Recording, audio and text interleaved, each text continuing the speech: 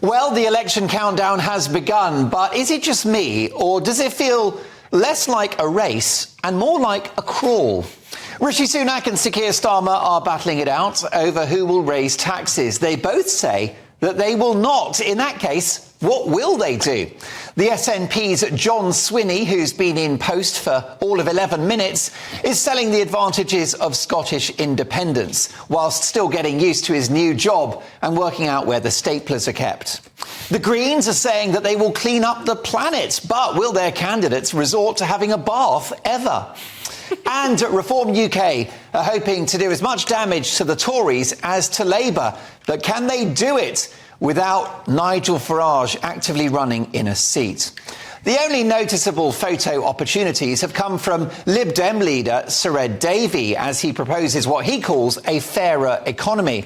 Davey himself looks like he's won some kind of kids' competition, paddle boarding in a lake, riding a wobbly bicycle and careering down a water slide. If things don't work out for him in July, I'm a Celebrity beckons. But whilst there's been some drama, the Tories suffering embarrassing defections and a deficit in the polls, and Labour divided on how to treat Diane Abbott, the latest is now she can run, it doesn't really feel like a campaign that's got anyone's pulse racing.